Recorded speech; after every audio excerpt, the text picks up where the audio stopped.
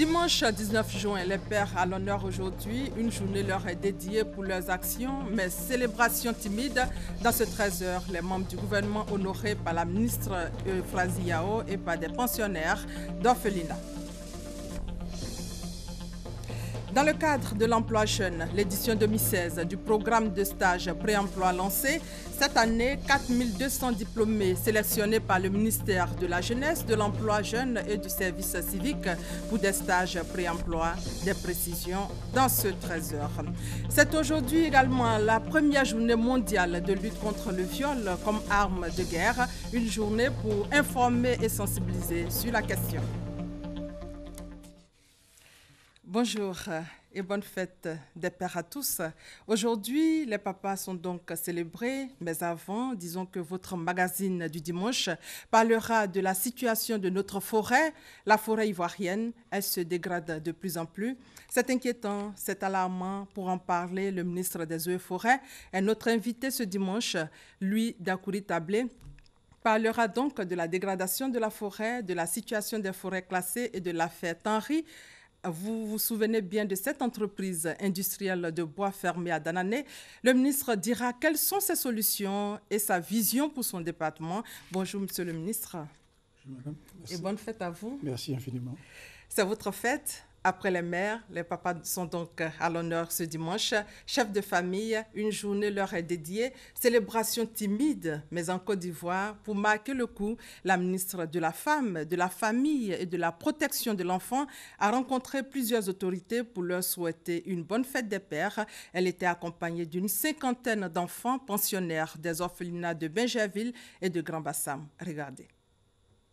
Visite surprise de la ministre de la Femme, de la Famille et de la Protection de l'Enfant, Euphrasie Yao, accompagnée d'une 50aine d'enfants de l'orphelinat des filles de Grand Bassam et de celui des garçons de Bingerville à la primature, dans des structures d'information et dans des ministères.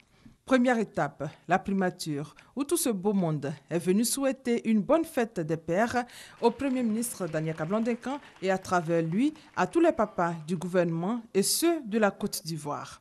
Honoré, Daniel Kablan-Duncan n'est pas resté indifférent à cette marque de considération. Je voudrais dire, Madame la ministre, c'est une excellente initiative que vous avez prise. C'est une grande joie d'être avec vous et avec les enfants. Le président de la République compte sur les enfants. Quand on parle de la Côte d'Ivoire de 2020, quand on parle de la Côte d'Ivoire du futur, c'est pour eux en fait. Et tous nous travaillons. Avant la primature, Euphrasie Yao et ses enfants ont tour à tour rendu visite à plusieurs ministres, dont Anzoumana Moutaye et Tene Birahima Ouattara, pour célébrer les pères qu'ils sont. Mais j'avoue que Mme Euphrasie vient de nous surprendre. Comme vous savez, dimanche, c'est la fête des pères. En général, ces genres de fêtes-là, on les fait simplement. Et vraiment, c'est de l'innovation. Et c'est en même temps émouvant. Je suis très ému. À l'endroit des enfants, je voudrais donc leur souhaiter un plein épanouissement. Les remercier donc d'avoir fait le déplacement jusqu'ici pour venir nous saluer. Donc, tout ce qu'on peut leur souhaiter, c'est vraiment un plein épanouissement. Les structures d'information telles que la RTI et Fraternité Matin n'ont pas été oubliées. Leurs responsables ont eux aussi eu droit à leur bonne fête, papa. À leur tour, toutes ces autorités ont remis des enveloppes d'un montant de plus de 6 500 000 francs CFA aux responsables des orphelinats pour continuer leurs actions en faveur des tout-petits. Cette tournée de célébration de la fête des pères a pris fin au quartier Gbagba à Bingerville, où la ministre est allée, les mains chargées de vivres et de non-vivres, à la rencontre de plusieurs familles démunies. Célébration des pères. Aujourd'hui également, l'actualité, c'est la journée mondiale de la drépanocytose. C'est une maladie génétique grave. Pour l'éviter, il est conseillé de faire le test de dépistage. La fondation LIA, elle, a décidé de soutenir les enfants malades. La fondation a offert de nombreux médicaments ainsi que des gadgets. C'était au CHU de Yopougon, nous dit Konepa Gassoro. Service hématologie du centre hospitalier et universitaire de Yopougon. Dans cette salle d'éveil et d'encadrement, des enfants sont assis sur une natte. Atteints de la drépanocytose, Ils sont suivis et pris en charge par des éducateurs préscolaires. Quand ils sont hospitalisés, ils sont exposés aux douleurs de la crise de la drépanocytose et ils sont coupés de leur monde, c'est-à-dire leur environnement, avec les enfants dans leur quartier, avec leur monde familial. Et ici, nous vraiment prêtons à les aider. Nous leur apportons ce cadre-là à l'hôpital, qu'ils ne se sentent vraiment pas seuls. Non loin de là, le petit Morel, âgé de 4 ans, souffre également de la drépanocytose. Alité depuis quelques jours, il vient de piquer sa crise. Sa mère est inquiète. Il ne marche plus, il ne parle plus. Il a perdu connaissance. Jusqu'à présent, nous sommes encore dessus. Mon rêve, là, c'est de voir mon enfant jouer un jour avec ses amis, plus même aller à l'école. Préoccupé par la santé de ses enfants malades de la drépanocytose, la fondation LIA Vivre avec la drépanocytose et l'international footballeur ivoirien Wilfried Bony leur ont rendu visite les mains chargées. Médicaments de soins, t-shirts et gadgets ont été offerts à ces enfants malades. Du jour au lendemain, on peut vous annoncer que vous êtes drépanocytaire. C'est pas facile. Je pense que c'est très important de se faire dépister, de connaître son statut. Notre objectif final, c'est d'avoir un centre spécialisé dédié uniquement à la drépanocytose, où les médecins et hématologues pourraient faire de la recherche spécifique sur cette maladie. Selon les responsables du service hématologie, environ 8000 enfants enregistrés au CHU de Yopougon souffrent de la drépanocytose, une maladie génétique de l'hémoglobine qui se manifeste par une anémie et des crises douloureuses causées par une mauvaise circulation du sang et un manque d'oxygénation des tissus, surtout les os. Compassion pour la Côte d'Ivoire, c'est le nom de l'opération de prise en charge gratuite de malades atteints de malformations. Opération initiée par l'ONG Mission d'aide Pentecôte en Côte d'Ivoire, une sorte de caravane médico-humanitaire qui a posé ses valises dans la commune de Port-Boué pour la 4e phase de l'opération. Une opération qui vise 300 malades. Elle va se tenir dans le mois de juillet prochain, nous dit Emma Niamia. Après les phases 1, 2 et 3, l'ONG PAMSI, Mission d'aide pentecôtiste en Côte d'Ivoire, remet le couvert. Ici, dans la commune de Port-Boué, le Dr King et son équipe sont venus apporter la bonne nouvelle. 300 personnes atteintes de malformations et autres pathologies seront prises en charge gratuitement dans le mois de juillet 2016. Auparavant, la vision d'opérer 500 personnes dans l'année et que nous avons déjà opéré 275 personnes. Donc, ce qui reste à couvrir pour atteindre les 500, nous allons faire l'effort de l'avoir. De pathologies et de malformations, il s'agit entre autres des becs de lièvre, de la hernie, de fibromes, de kystes ovariens et bien d'autres maladies à la prise en charge coûteuse. Heureusement, pour la réussite de la 4e phase de Compassion pour la Côte d'Ivoire, pouvoirs publics et organisations humanitaires apportent leur soutien. Cette ONG, nous ne pouvons que la soutenir, la remercier pour cette belle initiative.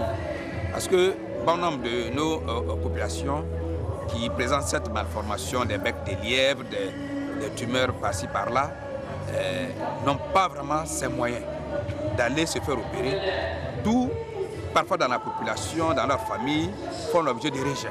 Notre raison de vivre, c'est de nous mettre au service des plus déshérités. Nous avons mission dans la cité où nous sommes de rechercher les moyens pour aider les plus démunis. Des soutiens de taille qui seraient plus opérationnels sur tout le monde apportent sa contribution. C'est pourquoi les initiateurs en ont appelé à la mobilisation populaire autour de cette 4e phase d'opération gratuite. Une opération qui va se tenir au mois de juillet, mais dont les consultations démarrent le 25 juin 2016.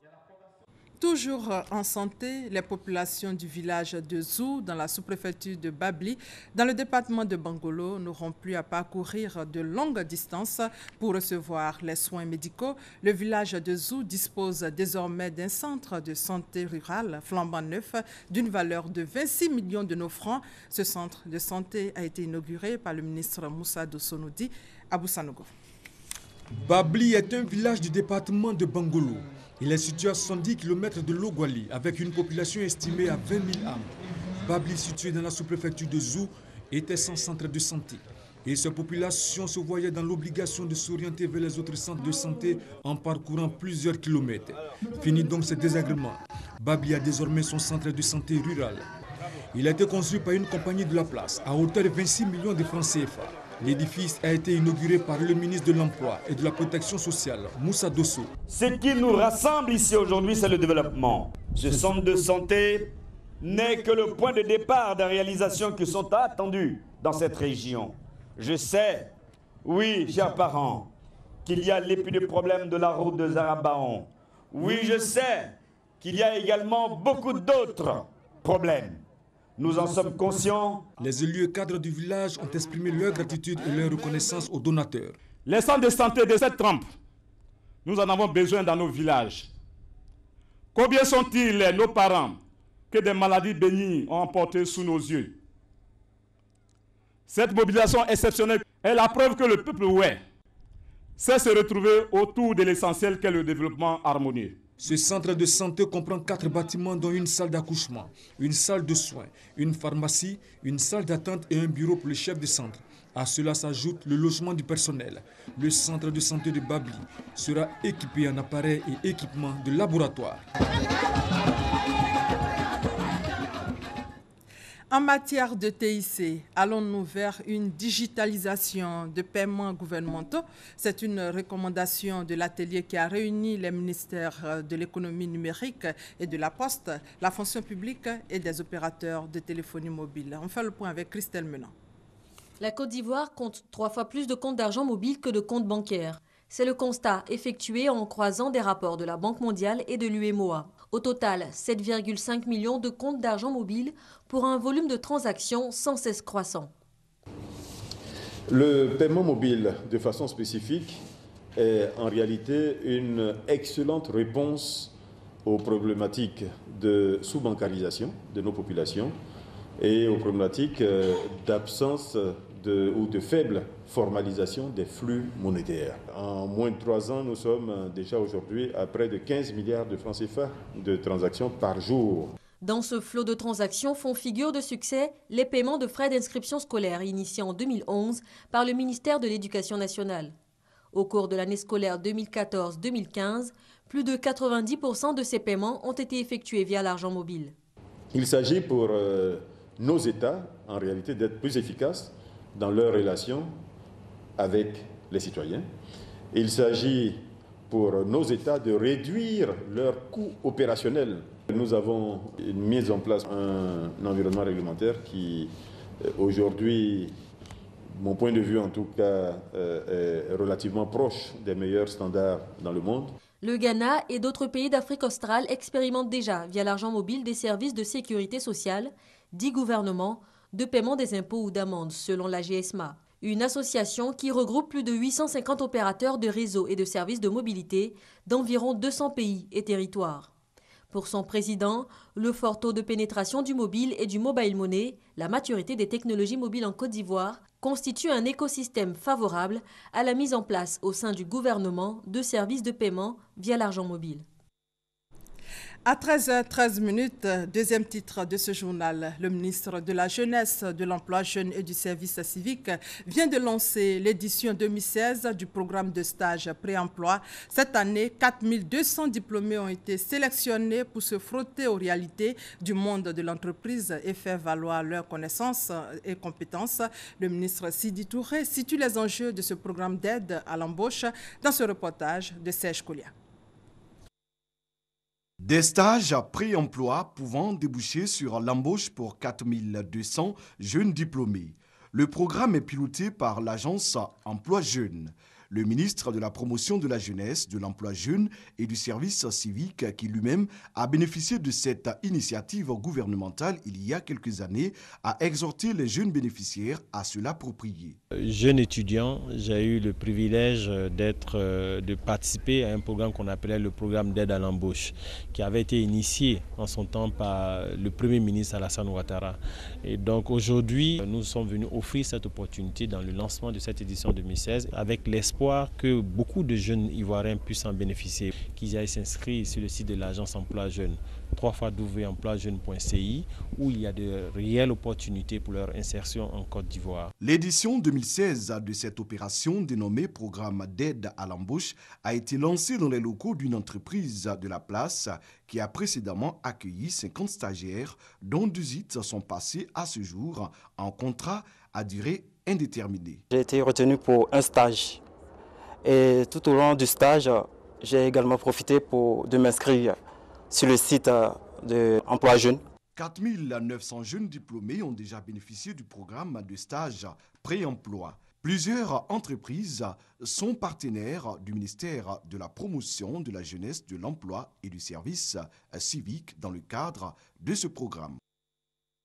Et dans la même veine, le mouvement national Défi Emploi Jeunes apporte sa contribution à l'insertion socio-professionnelle des jeunes et des femmes. C'est le secteur agricole, premier secteur pourvoyeur d'emploi du pays, qui est choisi par ce mouvement de lutte contre le chômage des jeunes. Cette organisation de jeunes a offert 50 hectares de semences de maïs et du matériel à 20 coopératives et groupements de Tafiré. Reportage Soro Corona Mamadou, commentaire Kader Sogodogo. Le taux de chômage en Côte d'Ivoire est estimé à 5,3%, conformément aux critères internationaux. Selon une enquête nationale menée en 2014, ce taux atteint 25% selon les réalités locales. Plus de 70% de ces chômeurs restent des jeunes âgés de 18 à 35 ans. L'agriculture reste l'une des solutions pour la résolution de cette épineuse problématique. Ce secteur d'activité le plus pourvoyeur d'emplois dans le pays avec 43,5% des emplois. C'est donc avec l'agriculture que le mouvement national Défi Emploi Jeunes Modège compte apporter sa contribution à l'insertion socio-professionnelle des jeunes. Cet engagement se concrétise à Tafiré, dans la région du Hambol. Le Modège a distribué gratuitement des semences de maïs et du matériel agricole à une vingtaine d'organisations de jeunesse et de femmes. Nous demandons aux jeunes aussi de changer de mentalité parce qu'aujourd'hui, la jeunesse doit pouvoir s'engager dans l'entrepreneuriat. L'entrepreneuriat permet d'aider tout le monde. L'entrepreneuriat est la porte de sortie du chômage. Au total, ces semences doivent couvrir 50 hectares. Cette variété de maïs offerte produit au moins 6 tonnes à l'hectare. C'est la première fois que nous recevons un don de cette taille. Nous sommes vraiment contents. À travers moi, vous voyez 18 femmes très heureuses derrière moi. Cette remise de dons est le résultat de la première édition des Assises de la jeunesse de Tafiré, initiée par le mouvement national Défi Emploi Jeunes. Manque de formation appropriée, de financement des projets, deux préoccupations majeures des jeunes de cette partie de la Côte d'Ivoire. Le mouvement national Défi Emploi Jeunes est né en 2014. Le Modège travaille dans le domaine de l'insertion des jeunes à travers l'entrepreneuriat et l'auto-emploi. Dans le domaine de l'éducation nationale, la mutuelle des instituteurs du groupe scolaire Péradi de Mans a organisé une conférence sur le thème « L'Ivoirien nouveau dans le développement de la Côte d'Ivoire ». Elle a été animée par le président de la Force 2015, Charles Niaouré, parrain des activités de fin d'année scolaire 2016 de cette mutuelle. Commentaire, Kwadjo Kwame. L'Ivoirien nouveau dans le développement de la Côte d'Ivoire. Tel est le thème de la conférence publique organisée par la mutuelle des instituteurs du groupe scolaire Péradi de Mans. La conférence a été animée par le président de la Force 2015, Charles Niaouré, parrain des activités de fin d'année scolaire de cette mutuelle. Le conférencier a invité son auditoire à changer de comportement en épousant ce concept nouveau. L'enseignant nouveau, c'est celui aussi qui doit se battre contre les grossesses en milieu scolaire. C'est celui-là même qui doit protéger la petite fille. C'est celui-là qui doit encadrer cette petite fille pour qu'elle soit parmi l'élite de demain. Une vision de l'enseignant nouveau partagée par les nombreuses autorités de la région du Tonkoui présentes à cette conférence publique. Et pour les organisateurs, les conseils de Charles Niaouré seront pris en compte. L'objectif pour nous, c'est de permettre aux instituteurs que nous sommes de changer de mentalité, de comprendre que l'instituteur aujourd'hui compte et doit compter dans l'atteinte de cette émergence. Créé en 1946, le groupe scolaire Péradi de Mans est le deuxième grand établissement scolaire public de notre pays après l'école régionale de Trècheville d'Abidjan. Il regroupe 9 établissements primaires et un préscolaire. 2650 écoliers y sont encadrés par 72 instituteurs. Au niveau des médias, parlons de cette journée de sensibilisation pour l'amélioration de l'image de la femme dans les médias avec Hervé Blé. En Côte d'Ivoire, l'image de la femme dans les médias représente 15% de charges positives contre 80% de charges négatives. Constat réitéré au cours de la journée de sensibilisation sur l'amélioration de l'image de la femme dans les médias. Une image jugée réductrice, parfois injuste et dépréciative. Pour changer cette donne, l'UNESCO, l'ONU Femmes et le réseau des femmes journalistes et professionnelles de la communication de Côte d'Ivoire se mettent ensemble. Les femmes, le plus important, c'est leur contribution et ce qu'elles ont dans la tête. C'est ça qui doit être mis en avant. Et cette journée vise justement à sensibiliser sur cette question afin qu'une importance soit davantage accordée à ce que les femmes valent que ce qu'elles sont. Pour Euphrasie Yao, la ministre de la promotion de la femme, de la famille et de l'enfant, il est possible de faire face aux images stéréotypées peu valorisantes pour la femme. Nous considérons la femme comme une actrice de développement et de paix. Oui, nous le pouvons. Si nous décidons de positionner les femmes dans le processus de prise de décision, nous sommes en train de travailler à la demande du président de la République pour qu'il y ait au moins 30% de participation des femmes à tous les niveaux de prise de décision, notamment au niveau du processus électoral. Cette journée de sensibilisation sur l'amélioration de l'image de la femme dans les médias s'est terminée par l'engagement des patrons de presse, directeurs de publication, hommes et femmes de médias, à promouvoir une image positive des femmes, l'égalité des sexes et à mettre en pratique la charte pour une meilleure représentation des femmes dans les contenus et institutions médiatiques en Côte d'Ivoire.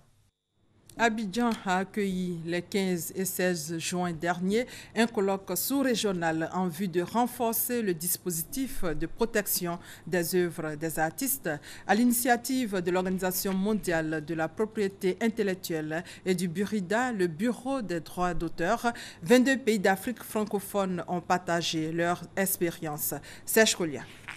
Les maisons de droits d'auteur des pays francophones d'Afrique s'organisent pour une meilleure gestion et une protection plus accrue des droits de propriété littéraire et artistique. Au terme de 2 jours de travaux, les directeurs d'office de droits d'auteur de 22 pays d'Afrique francophone ont arrêté plusieurs résolutions. Parmi les plus essentielles, on peut citer la nécessité d'éclairer les États sur l'importance des droits des artistes en tant qu'outil au service du développement. Qu'il s'agisse de la lutte contre la contrefaçon, connue sous le nom de piratage des œuvres artistiques et littéraires, qu'il s'agisse même de la gestion de la copie privée, vous savez que c'est une source importante de revenus qui échappent aux titulaires de droits. Nous avons surtout partagé les expériences de chaque des bureaux, les uns avec les autres, pour savoir quelles étaient les meilleures pratiques et surtout nous avons pris des recommandations pour faire en sorte d'être au fait de ce qui se fait, au fait de la protection toujours plus efficace des droits des titulaires qui sont nos membres. L'OMP, l'Organisation mondiale de la protection intellectuelle, invite les dirigeants africains à ratifier les traités et actes internationaux afin d'assurer la promotion et la protection des droits de propriété littéraire et artistique. Les participants se sont unanimement engagés à renforcer la lutte sous-régionale contre la violation des droits des artistes. Et comme nous sommes dimanche, un mot de religion, l'Église face aux défis du XXIe siècle. Le thème a fait l'objet d'une conférence de presse. Au cours de cette conférence, le fondateur de la mission de l'Évangile authentique a exhorté les fidèles à être des chrétiens à l'image du Christ, nous dit Grace Kando. Les problèmes d'ordre politique, socio-économique, des défis majeurs auxquels l'Église doit faire face parce que garante des valeurs morales et institutionnelles. Pour bâtir des hommes et femmes responsables, la mission de l'Évangile authentique fait de la sensibilisation à travers des conférences. Pour la 4e édition, dénommée Nicodème, les fidèles ont été exhortés à mettre Dieu au centre de leur vie. L'Église étant la lumière du monde a la responsabilité, par le moyen de la parole de Dieu, d'éclairer les non-croyants afin qu'un jour, lorsque le Seigneur les visitera, la gloire lui revienne. Donc nous sommes venus repositionner l'Église ou du moins mener une sensibilisation pour que l'Église prenne conscience du caractère décisif de la mission qui lui est assignée par le Créateur. La pratique de la parole de Dieu reste le salut pour l'homme. Il faut changer de comportement et s'attacher au Seigneur Jésus-Christ. Il est le seul sauveur. L'Église a un rôle à jouer parce que sa mission première, c'est de faire de toutes les nations des disciples, c'est-à-dire des chrétiens, et de former ces chrétiens pour que leur foi soit établie, pour que par la grâce du Saint-Esprit, ils aient la sagesse, ils aient l'intelligence et qu'ils soient remplis d'amour pour impacter leur milieu, leur environnement. La mission de l'évangile authentique a pour vision, entre autres, la lutte contre l'ignorance spirituelle sous toutes ses formes et la lutte contre les pratiques des ténèbres et leur dévoilement à la lumière de la parole de Dieu. Les fidèles chrétiens catholiques de la région de la Bagoué, eux, se sont retrouvés le week-end dernier à Kouto pour une grande messe d'action de grâce, une messe pour dire leur reconnaissance au Tout-Puissant pour le retour de la paix et surtout pour les actions de développement en faveur de la région de la Bagoué. Mamadou Kwasi. Ils sont venus de toutes les paroisses de la région de la Bagoué pour prendre part à cette messe d'action de grâce. Un véritable pèlerinage pour ces fidèles chrétiens catholiques à la paroisse Saint-Michel d'Archange de Kouto pour témoigner de leur reconnaissance au Tout-Puissant pour le retour de la paix en Côte d'Ivoire, mais aussi pour les actions de développement en faveur de la région de la Bagoué. Ces fidèles chrétiens expriment leur gratitude au Seigneur pour les 15 années de sacerdoce du Père Nicolas Koné, premier prêtre de Kouto. 15 ans qui ont permis la valorisation de la parole de Dieu. L'heure est venue pour faire le bilan. Un bilan jugé satisfaisant vu des actions ecclésiastiques et du nombre important de fidèles baptisés dans les différentes paroisses. La communauté catholique veut faire plus, accroître le nombre de fidèles et promouvoir les actions de l'Église catholique. Pour permettre au Père Nicolas Koné de prêcher la parole de Dieu, il reçoit des fidèles, membres de l'Association des chrétiens catholiques du Niéné, un véhicule neuf de type 4x4 pour sillonner tous les villages et hameaux. Un geste salué par l'archevêque métropolitain de Korogo. Monseigneur Marie-Daniel Dadier invite les fidèles à l'union et surtout à demeurer dans l'amour du prochain. À cela doit s'ajouter la culture du pardon pour une église catholique forte dans cette région de la Côte d'Ivoire. Monseigneur Marie-Daniel Dadier exhorte également les fidèles à demeurer aux côtés de leurs guides religieux afin de leur apporter toujours assistance dans ce combat de la promotion de la parole divine. Comme annoncé dans le troisième titre, c'est aujourd'hui la première journée mondiale de lutte contre le viol comme arme de guerre. La prise en compte du viol comme arme de guerre dans les conflits actuels est relativement récente. Elle n'a fait l'objet d'une résolution adoptée par l'Assemblée générale de l'ONU que l'an passé. Pourtant, cette arme serait utilisée dans plus de 10 pays dans le monde encore aujourd'hui. Salima Toudia et Sylvie Touré. Des milliers de femmes et d'enfants sont victimes d'actes de viol, d'agressions sexuelles, de prostitution forcée et d'esclavage sexuel pendant les périodes de guerre ou de conflit. Cette pratique sexuelle est utilisée systématiquement pour atteindre des objectifs militaires ou politiques. Le viol a pour effet de détruire la cellule familiale et le tissu social à long terme, de propager des maladies telles que le VIH-Sida et de provoquer le rejet des victimes par leur famille afin d'empêcher toute stabilité sociétale de se former. En Afrique, les institutions des Nations Unies évaluent à plus de 60 000 le nombre de femmes qui ont été violées durant la guerre civile en Sierra Leone entre 1991 et 2002. Plus de 40 000 au Libéria entre 1989 et 2003 et pas moins de 200 000 en RDC depuis 1998. Durant les 3 mois du génocide rwandais en 1994, 100 000 à 250 000 femmes ont également été violées. Le phénomène est mondial, face au drame qui touche également hommes et enfants et perdure depuis des décennies. Les organisations internationales ont tiré la sonnette d'alarme. La prise en compte du viol comme arme de guerre a été finalement adoptée en 2015 à l'ONU. Cette décision mène aujourd'hui à la sensibilisation et à la lutte contre le fléau. Le prix Sakharov 2014, Dr Denis Mukwege, qui a réparé 40 000 femmes, joue également un rôle prépondérant dans cette lutte.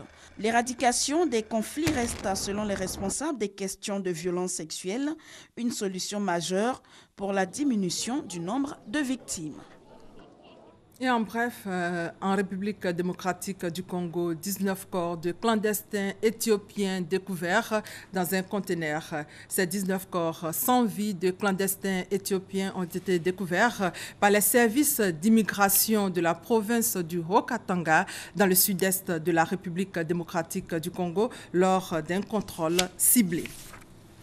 La région de Difa, dans le sud-est du Niger, à la frontière nigériane, est particulièrement affectée par les violences attribuées à Boko Haram. Le harcèlement permanent et l'insécurité ont fait fuir une partie de la population. Kader Ouattara et Sidonie Davila Waka.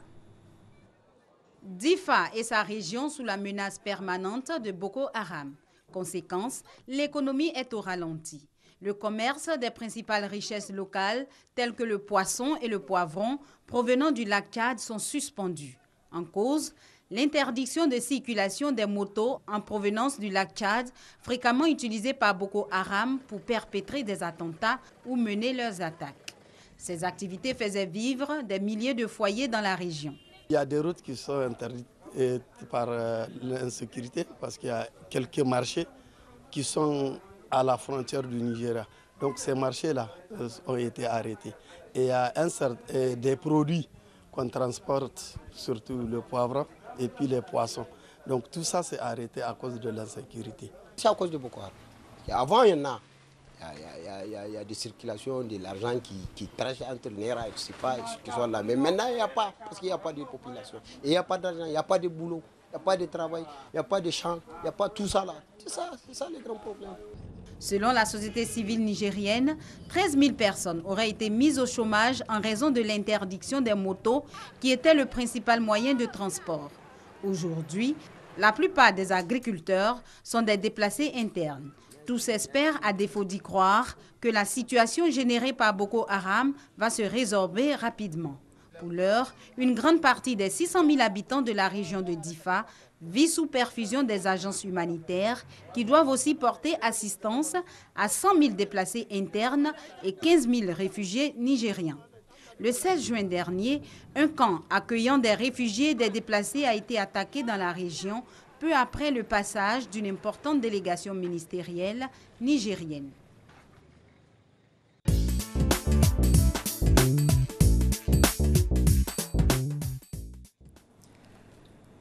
La dégradation de la forêt ivoirienne, la situation des forêts classées, l'affaire Henry, le ministre des Eaux et Forêts est là pour nous dire tout. Merci, monsieur le ministre, d'avoir accepté notre invitation. Merci. Commençons déjà par cette affaire qui a alimenté les débats il y a quelques semaines, l'affaire Henry. Avant d'échanger avec vous, nous allons d'abord suivre le commentaire de Kadi Fadiga sur cette vaste opération d'assainissement du secteur des eaux et forêts. La forêt se fait rare en Côte d'Ivoire. Plus de 400 000 m3 de bois sont exploités chaque année. La superficie des forêts est passée de 16 millions d'hectares à 2 millions d'hectares. La cause de cette situation, la fraude dans la filière bois. Alors, depuis sa prise de fonction, Dakouri Tablé, ministre des Eaux et Forêts, et ses collaborateurs mènent la lutte contre l'exploitation illégale du bois. Ici, à Danané, une grosse prise. Dans cette entreprise industrielle de bois, la majorité des billes coupées ne respectent pas les normes. Toutes les billes du parc des Henry ne respectent aucune norme de la législation forestière. Suite à cela, nous avons constaté aussi à notre arrivée que certains grumiers arrivent sans être marqués et c'est sur le site de Henry que les billes sont marquées. Comme vous le voyez ici, il y a certaines écritures qui sont dessus. Le numéro de la bille existe, mais il n'y a aucun marteau pour pouvoir savoir quelle est la société qui a exploité. Il n'y a pas ici des numéros de périmètre, il n'y a aucun marquage offert. Or, normalement, une bille doit montrer son origine à travers le numéro du périmètre et quelle est la société qui a exploité. Et cela, c'est le marteau. Et maintenant, le numéro de la bille permet de pouvoir savoir combien de billes ont été coupées sur le périmètre. Et donc, cela démontre que la traçabilité de cette bille ne peut pas être suivie. Il n'y a aucune origine parce qu'on ne pourrait jamais savoir où la bille a été coupée. Conformément à la procédure, l'entreprise Henry de Danané est donc fermée et une enquête diligentée va situer l'ampleur de la fraude et les conséquences judiciaires à donner. Déjà, la traque des fraudeurs dans l'exploitation forestière a permis dans les villes de Toumoudi et Man la saisie d'importantes quantités de bois sciés et de billons de teck. Une fraude massive qui fait perdre à l'État chaque année plus de 22 milliards de francs CFA. Monsieur le ministre, le décor est planté, on vient de le voir. Vous avez lancé une vaste opération d'assainissement du secteur. Première prise, une entreprise industrielle de bois à Danané. De quoi s'agit-il réellement? Merci madame. Il ne s'agit pas de quelque chose d'extraordinaire. Vous avez dans votre commentaire là, tout à l'heure des images, vous avez parlé d'assainissement, de grandes prises et tout ça. Je dois avouer aux Ivoiriens que dans le secteur de la forêt et du bois, il ne se passait plus rien au niveau de l'administration. Des sociétés comme celle dont vous parlez là ont pris leur quartier et chacun avait des conventions avec les agents des eaux et forêts. Et il n'est donc pas le seul établissement concerné. Avant lui, d'autres qui ont été pris n'ont pas fait de bruit. Ils sont passés, comme on dit, à la caisse, c'est-à-dire qu'ils ont payé et ils ont promis d'être dans les normes. Donc si celui-là dont vous parlez fait un peu de bruit, c'est parce que peut-être que c'était le plus important, le plus puissant à l'époque, puisque c'est des sociétés qui datent de 1968 ici, qui ont eu le temps de faire ce qu'elles veulent. Donc pour nous, nous sommes tout simplement en train d'assainir la situation. Il ne se passait plus rien aux eaux et forêts. Il n'y avait plus on n'appliquait plus aucune loi. Nous sommes arrivés, nous faisons banalement ce qu'on nous a demandé de faire. Ce n'est rien du tout. Les pertes sont estimées à plus de 22 milliards. Ben, voyez-vous, vous savez, comme les gens aiment bien chiffrer, c'est bien, ça permet au mental d'avoir une idée des choses, mais c'est multiplié par 10. Vous savez, depuis quand ces sociétés-là ou celle-là est dans ce pays? Et ils ont toute une zone dans l'ouest là-bas. Aujourd'hui, ils travaillent dans les forêts classées. Ils sont dans des forêts classées tranquillement après avoir fait des conventions, entre guillemets, avec la SODEFOR, avec des agents des eaux et forêts, et ils avaient comme convention de ne jamais voir un agent des eaux et forêts mettre les pieds dans ces sociétés-là. Vous voyez le scandale? Donc nous, on ne se presse pas, mais on va appliquer la loi. On va appliquer le code forestier. C'est de ça qu'il s'agit. Monsieur le ministre, vous parlez d'assainissement. Qu'est-ce qui fonde votre conviction? Ma conviction, vous savez, madame, nous sommes dans un pays où il faut préserver la forêt. Il faut préserver la faune, il faut préserver l'eau. Et il se trouve qu'on m'a confié ce secteur ces derniers temps. Je ne fais que faire mon travail. J'ai eu des consignes, des instructions du chef de l'État, et c'est ce que je suis en train d'appliquer. Il y a un code forestier. Il y a des agents des eaux et forêts.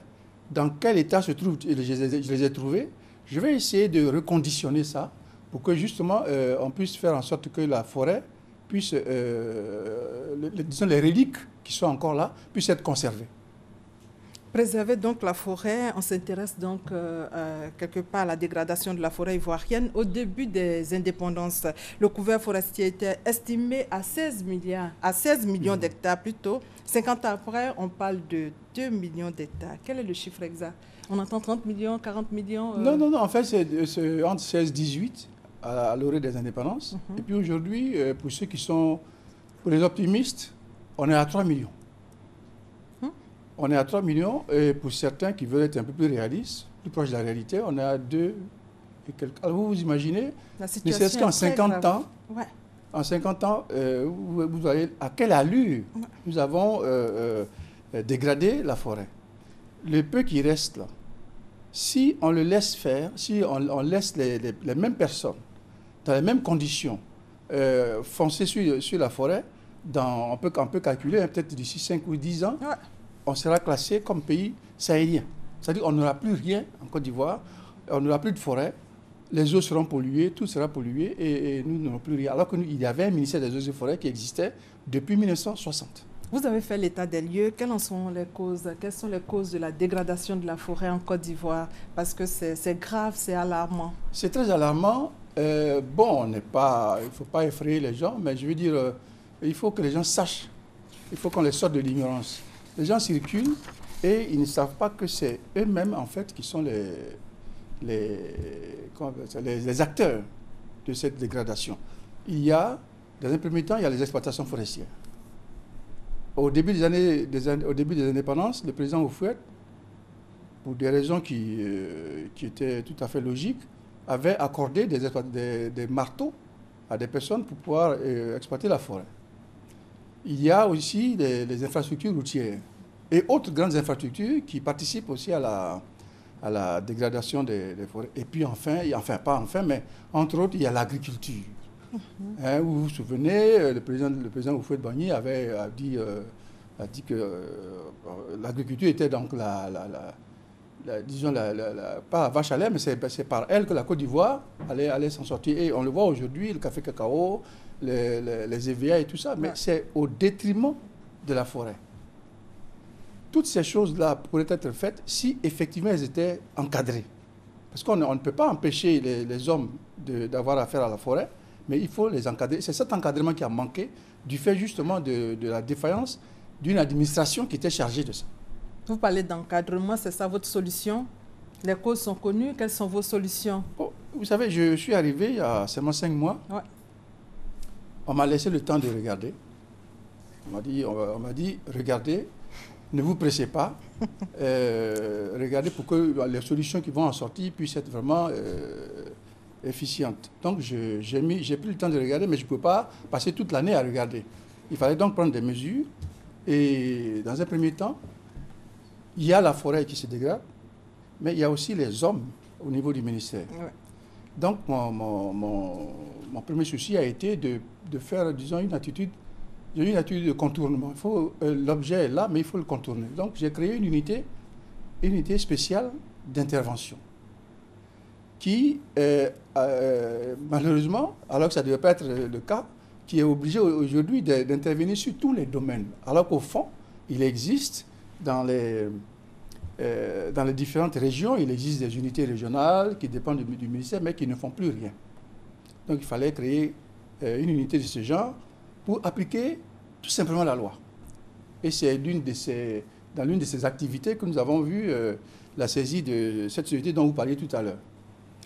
Et puis, sur le terrain, qu'est-ce que j'ai constaté aussi, c'est qu'au niveau de l'administration, les régions administratives des eaux et forêts ne correspondent pas aux régions administratives classiques. Il y a 31 régions en Côte d'Ivoire, administratives, bien reconnues. Les autres ministères ont des directeurs régionaux dans ces régions. Au niveau des eaux et forêts, il y a 12 régions qui couvrent le même espace. Donc imaginez, par exemple, le cas du directeur régional de Yamoussoukro, qui a affaire à 3 préfets. Et son espace est tellement grand que finalement, il ne bouge pas. Et bon, vous savez ce que ça donne. Donc dans ces conditions-là, j'ai décidé de faire comme les autres ministères, c'est-à-dire de ramener, de réorganiser le ministère, de créer les 31 régions. Et ça a été accordé. On va bientôt réaliser cela. Mais l'avantage, c'est que le maillage sera plus serré au niveau de tout le pays. Le maillage sera plus serré, le contrôle pourrait être plus efficace. Et ça va participer à la préservation de la forêt. Justement, monsieur le ministre, vous avez beaucoup à dire sur le sujet. Nous allons parler de la situation des forêts classées. Il y a aujourd'hui combien de forêts classées en Côte d'Ivoire? Bon, il y a, quand on tient compte des chiffres de la SODEFOR, il y a 231 forêts classées, mais ces forêts classées existaient déjà, enfin disons, c'était une création du président Houphouët. Vous savez, souvent les gens, dans leur volonté de faire de l'agriculture, ils se demandent pourquoi on classe des forêts. Ils ont l'impression que c'est inutile. Or, les forêts, quand on les préserve, elles servent à l'appurement de l'air. Les forêts permettent de pleuvoir. Les gens ne savent pas ça souvent. Et quand ils font de l'agriculture, ils font de l'agriculture extensive, c'est-à-dire qu'ils prennent toujours l'espace. Or, plus ils plantent son EVA ou bien son manioc, plus ils dégradent la forêt, moins ils donnent de chance à la pluie de venir. Or, il a besoin de pluie. Vous voyez, c'est cercle vicieux. Et il faut donc expliquer ça aux Ivoiriens. Et c'est ce qui fait que souvent, ma foi, on n'arrive pas à à expliquer. Quand le gars, le villageois, se rendant compte qu'il ne pleut plus, il va au bois sacré. Monsieur le ministre, nous allons terminer par votre vision pour votre ministère. Il va au bois sacré, je vais terminer ça. Excusez-moi, il va au bois sacré et ce n'est pas au bois sacré qu'il y a la pluie. Il faut donc leur donner un comportement, leur inculquer un comportement. Changement de mentalité. Un changement de mentalité pour respecter la forêt. D'accord, votre vision pour terminer. Ma vision de la forêt, de mon métier, de mon département, ma vision, elle s'inscrit dans celle du président de la République. Vous savez, on a perdu la forêt, je vous ai donné les chiffres tout à l'heure. Le pourcentage est grand et nous allons vers une sahélisation. Donc ma vision, c'est de réorganiser le ministère, de réarmer moralement les agents. Parce que le problème est là. Il faut réarmer les agents. Mais aussi, depuis que ça a commencé, bon, je parle des agents, mais je devais parler aussi des exploitants forestiers, qui souvent ont affaire à des petits agents dans les petits coins de brousse là-bas. Quand il veut contrôler, on lui présente un peu d'argent et il ne résiste pas. Ça fait que l'un dans l'autre, tous ces exploitants forestiers ont fini par imposer une certaine situation. Donc ma vision, c'est d'aller justement contre ces mesures-là et d'appliquer la loi. Le code forestier doit être appliqué. Merci, Monsieur le ministre. Merci d'être venu sur notre plateau pour parler de la politique du gouvernement concernant la protection et la préservation des ressources forestières. Merci pour votre contribution et bonne fête des Pères à vous. Merci. C'est la fin de ce 13h supervisé par Sylvie Touré. Merci de votre fidélité et bonne fête des Pères à tous.